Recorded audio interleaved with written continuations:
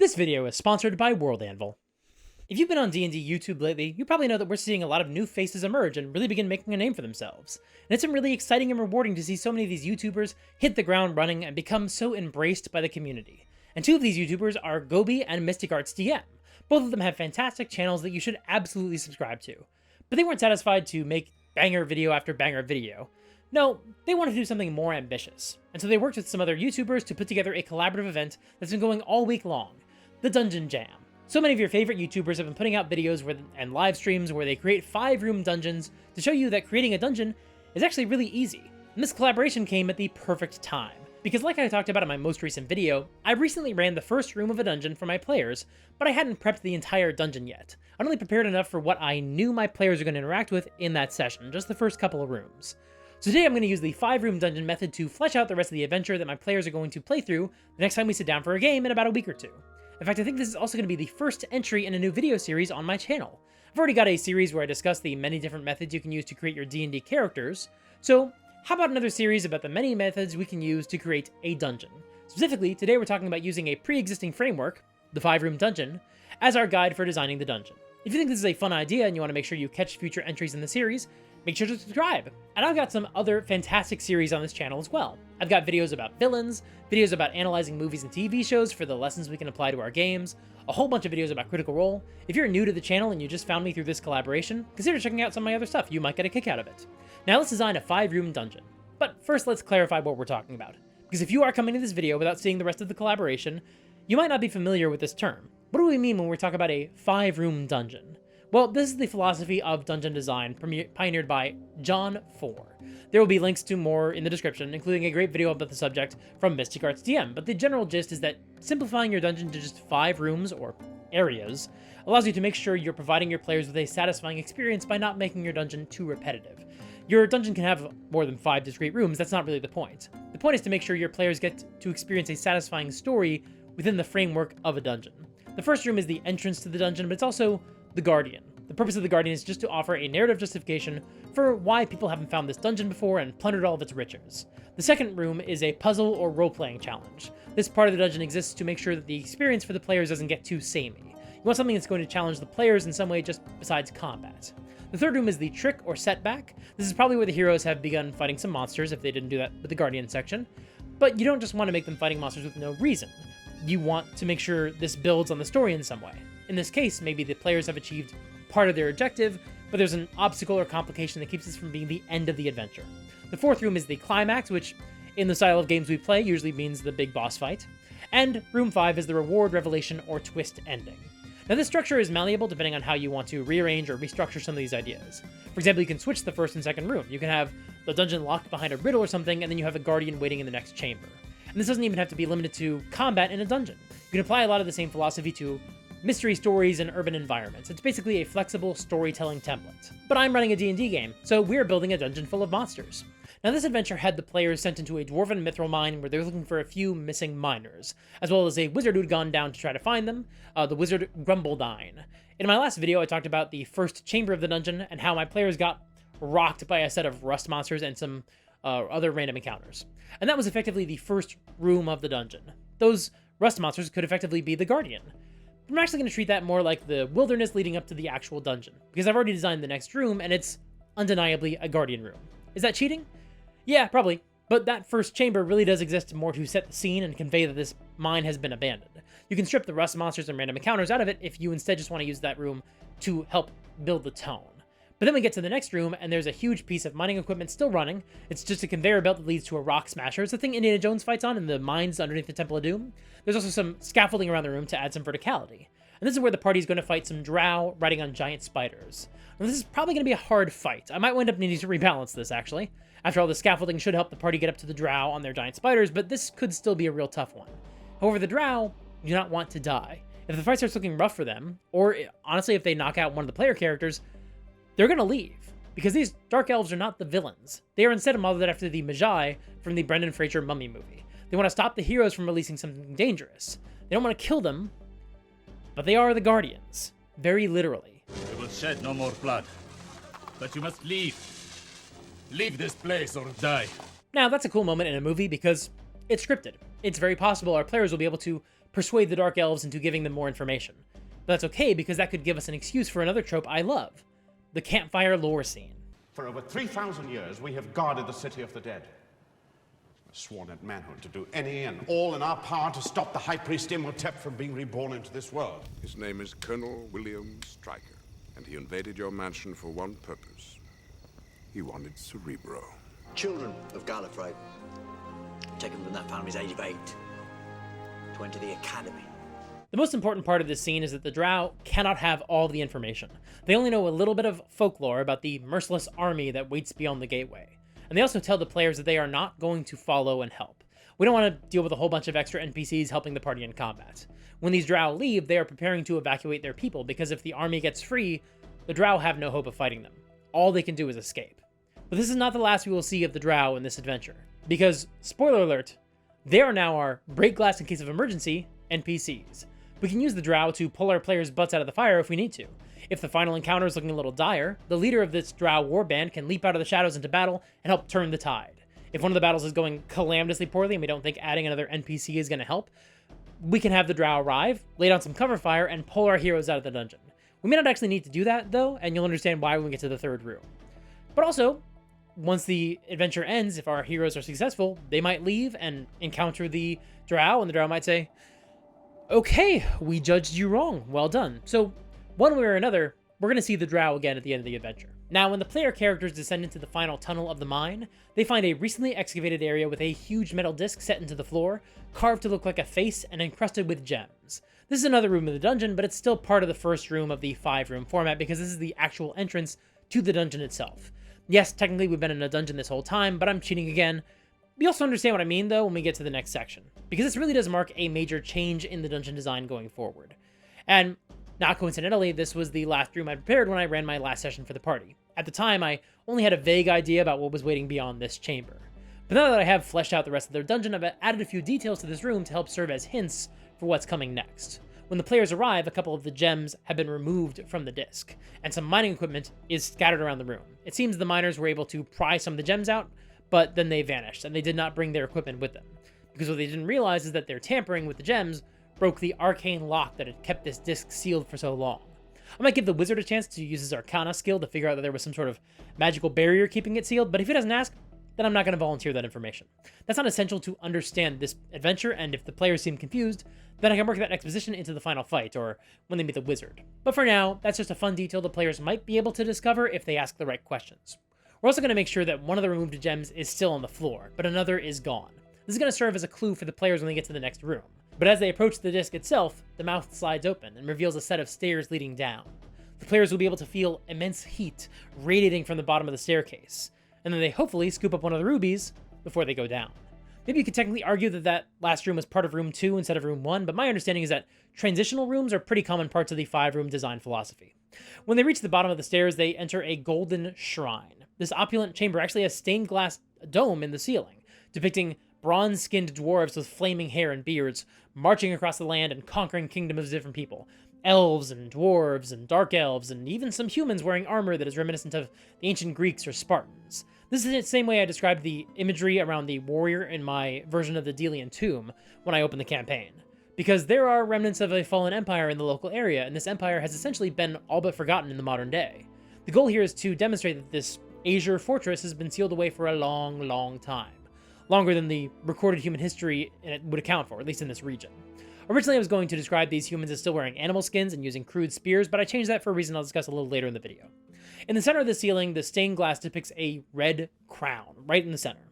There is a light shining through these stained glass windows, which is designed to serve as a clue that the player characters are no longer just in a cavern beneath the mine. They've actually crossed into the plane of fire, and there's a light source above them. But they probably won't make that specific connection until they enter the final battle. In the center of the floor, there is an altar with an indentation in the center, a smooth, round bowl carved into the stone. On the opposite wall from where the players enter, there's a set of golden doors. And carved into the doors in Dwarven and Draconic. None of my player characters speak Dwarven, but my wife's character does speak Draconic, and it works for some backstory stuff going on with this dungeon. But there's a message embossed in the door. All glory to the Ruby Queen. And below those words, the doors are engraved with images of fire-headed dwarves all kneeling in reverence. The doors are currently locked. This is the puzzle. The players are meant to put something valuable in the altar. Ideally, this could be the ruby they just picked up. However, the other option is for them to simply kneel around the altar and praise the Ruby Queen. In a perfect world, they'd do both, but I'm giving myself some flexibility here to not lock the players into one specific solution to the riddle. I would honestly prefer they give up some material wealth, so if one of them suggests it before they land on the idea of kneeling in praise and the others are reluctant to it because they don't want to give up the money, then the solution will definitely be that they have to give up the money. That's what makes it now a challenge for them. This is going to be the first riddle my players have faced since the Delian Tomb in the first adventure, and they actually solved that one pretty quickly, so I don't totally know how this one is going to go. But of course, that's the point of including a riddle in your 5-room dungeon, to mix things up a bit. My mindset is that the Azers that ran the dungeon were conquerors. In order for them to even return to their fortress, they had to prove that they came back with some wealth. Kind of like the Greyjoys in Game of Thrones. I've been watching some reaction channels check out that show for the first time, and so I think that maybe served as some inspiration for this riddle.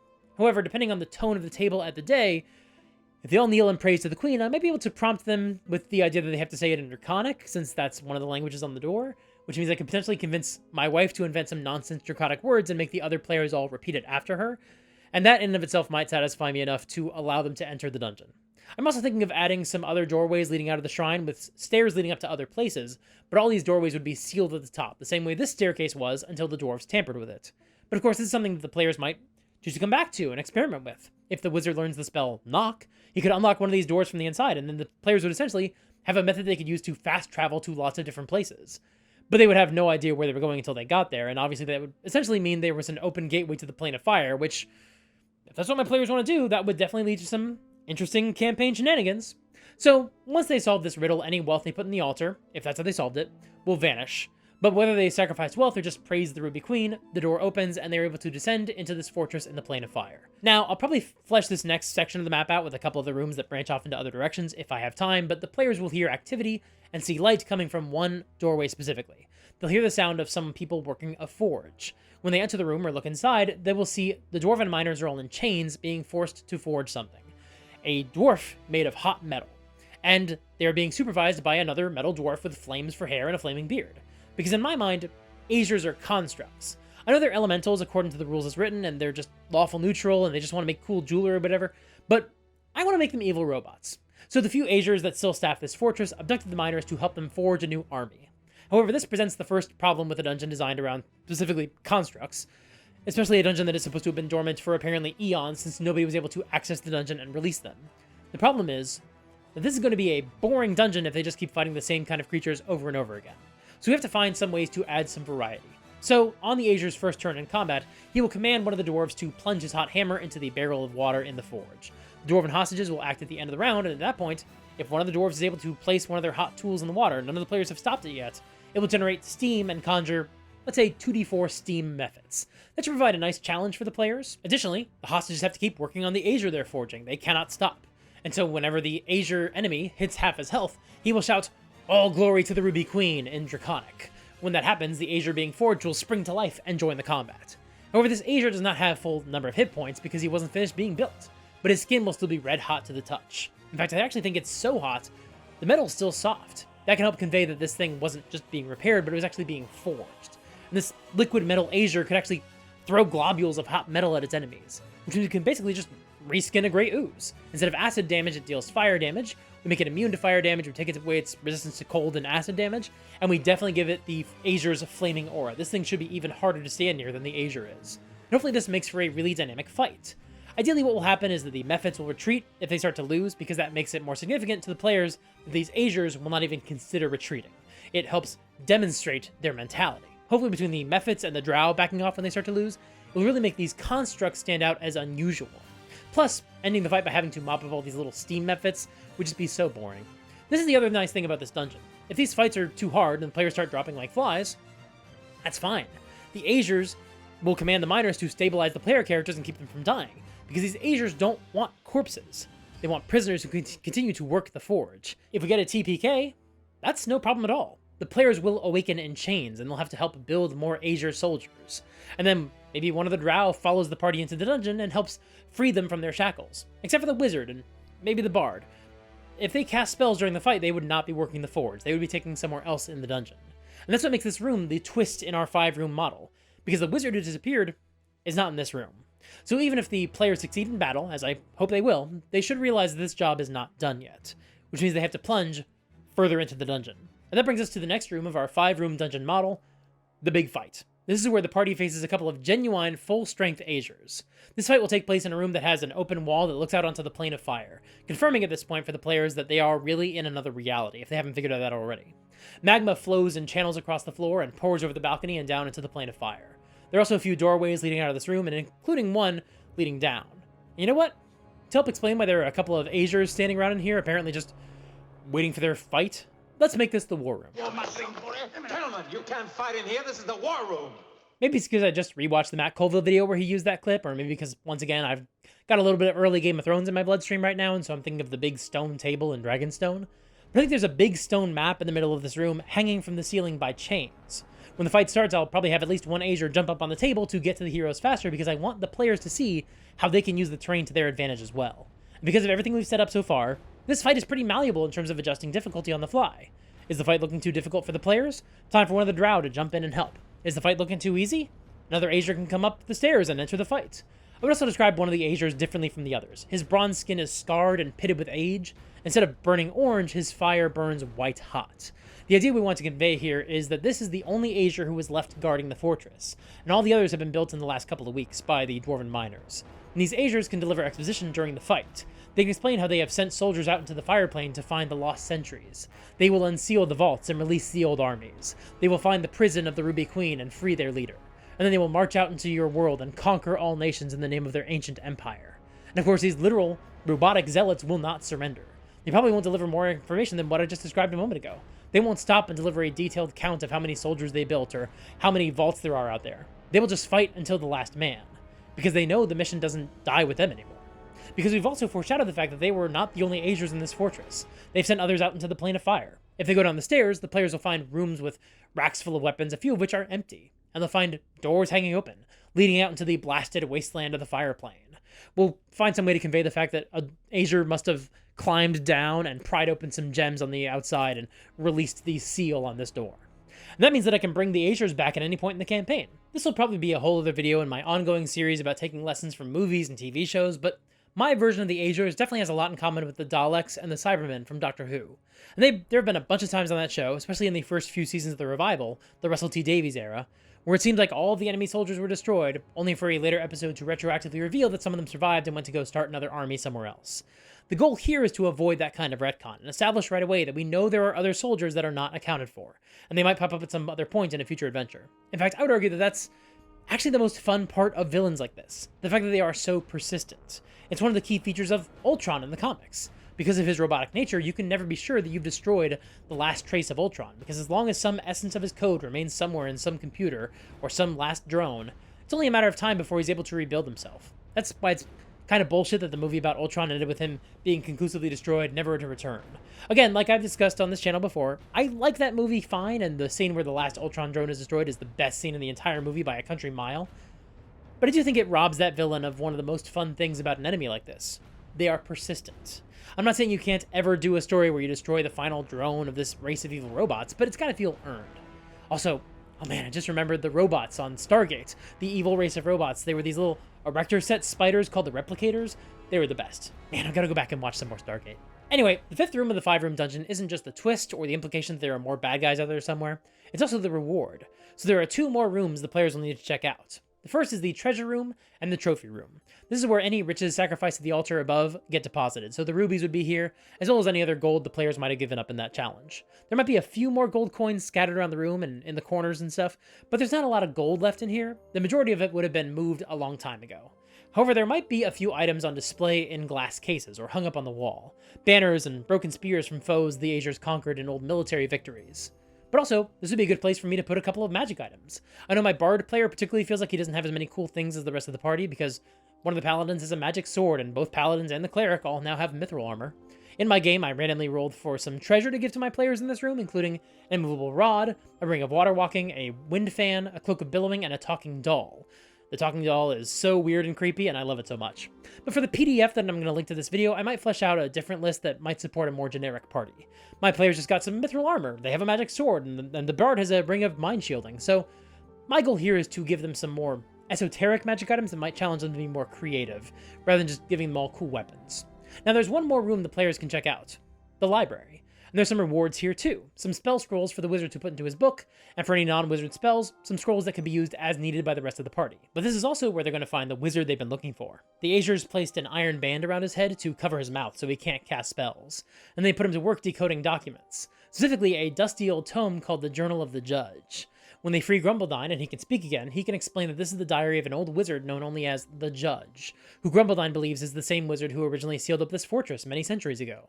This is also why I changed the depiction of humans from more primitive creatures to instead depict the fallen empire in the stained glass windows, because if the Judge was a human, he probably shouldn't have been a caveman, so we can instead link him to that human empire that existed more than 1,000 years ago.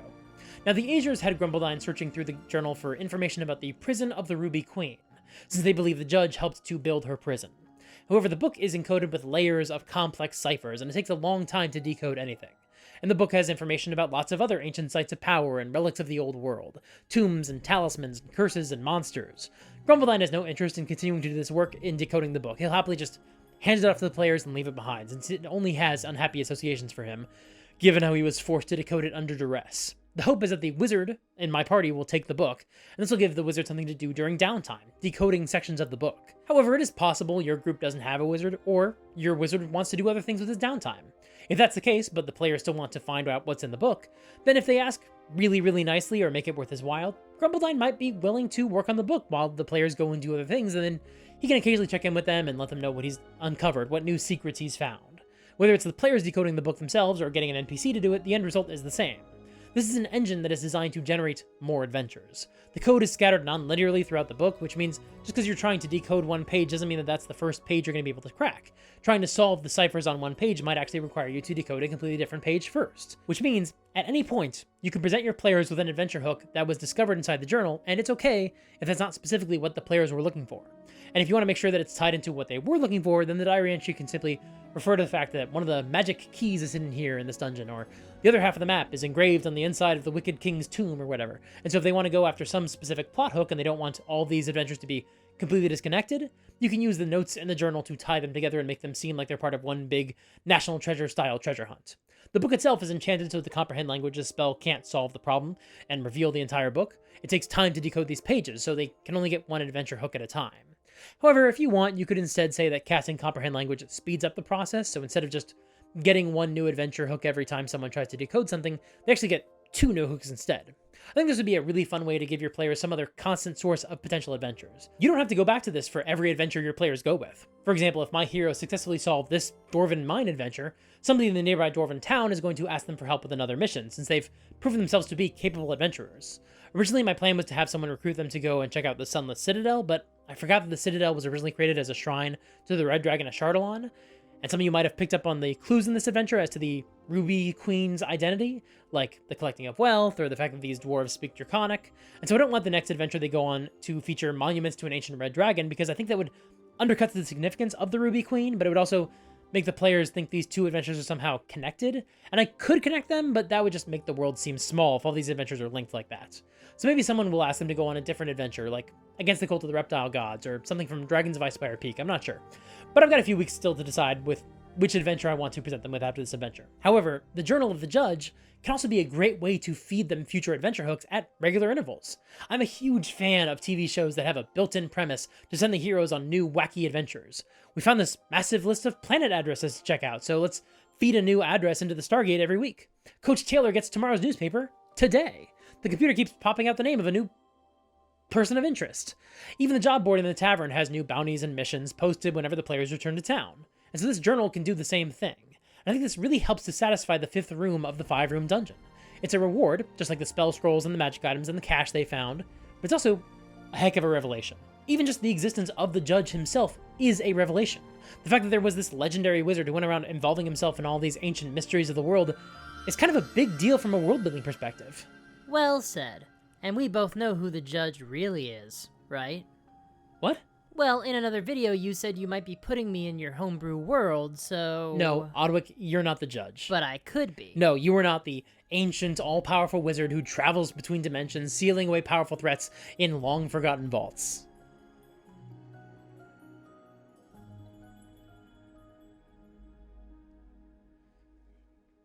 In my D&D game. You are not that in my D&D game.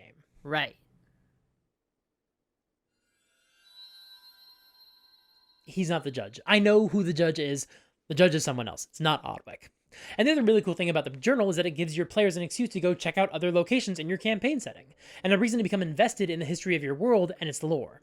I've seen so many GMs ask how they can get their players to care about their world and their factions and their history and their lore and all that stuff. And I think a journal full of mysteries and scavenger hunts and codes is the perfect way to start getting your players curious about your campaign setting. Of course, one problem that comes up whenever players start digging into mysteries is that you are kind of dependent on how well they take notes. It's all well and good to give your players some plot hooks about the tombs of the 3 shield maidens and the vault that they kept secret, but none of it matters if your players only write down Shield Lady Vault, and then nothing else. Which is why it's so valuable to give your players some way to access the information they've already learned in the game, maybe through articles and timelines and maps and things like that. You can do all that through today's sponsor, World Anvil. World Anvil is a fantastic online toolkit that you can use to host all the details of your world. You present your players with incredible articles that look professionally designed, thanks to World Anvil's world-class templates. You can make articles for locations, magic items, NPCs, and organizations. In my game, I actually plan to type up some recaps for my previous games and send them to the party prior to the next session to help jog their memories. I can also make a page for the Journal of the Judge and add more detail to it whenever the party unlocks more secrets held within the tome. And I can also upload a map and link articles to locations, so I need to make a map of the surrounding region and start dropping in some of the dungeons my players have explored, and start teasing other locations they can visit, and it can all be interactive for the players. And I can do all of that thanks to the fantastic support I get from being a World Anvil member. And World Anvil is offering a discount to the viewers of this channel. If you visit worldanvil.com/supergeekmike and use the promo code SUPERGEEK at checkout, you'll save 51% off of any annual membership. That is more than half off. Once again, that's worldanvil.com/supergeekmike and use the promo code SUPERGEEK. Thanks so much to World Anvil for sponsoring this video. Now, I'm pretty happy with this dungeon. I think it's going to be exactly what my players need, but it is also missing some details that could potentially enhance it and make it a lot more exciting and engaging. For example, a lot of really great dungeons offer the players a lot of different choices. There aren't factions in this dungeon that they can make alliances with. There aren't branching paths, so they don't necessarily have to just take one route to the bad guy. This dungeon doesn't really have a lot of choices. It's pretty linear. That's because it's designed to be played through in really just one session, but also, this is kind of justification after the fact, but the linear nature of the dungeon kind of helps capture the vibe of the villains and their single-minded focus. But really, I just didn't have a lot of other ideas for other stuff to add to the dungeon to flesh it out. At least, not without obviously padding it in a way that I felt would have been obvious. But in future episodes of this series, I might try to approach designing a dungeon from different techniques that will more specifically lead to a dungeon that is more complex and more fleshed out. For example, we could do a video where we use some of the charts from the 2014 Dungeon Master's Guide as inspiration to populate the different rooms of a dungeon. With that as our starting point, we're going to wind up with more rooms. Maybe we'll also do a video where we specifically design a dungeon around giving the players more choices, maybe by following the lessons from Janelle Jacquet's dungeons. So if you'd like me to come back to the series sooner rather than later, let me know in the comments below. Let me know if you want to see more like this in the future. But in the meantime, either way, make sure to check out the other videos in the Dungeon Jam playlist. This is the last day of the collaboration. There are so many incredible videos for you to check out today, and lots that have been uploaded over the last few days, so go check out more videos, find some new channels you haven't watched before. Thanks again to Gobi and Mystic Arts DM for assembling this collaboration. And if you found my video through the collab and you'd like to see more from me, especially if you like all the Doctor Who references in this one, then check out this video about foreshadowing your season-long storylines in your D&D games. Until next time, play fair, and have fun.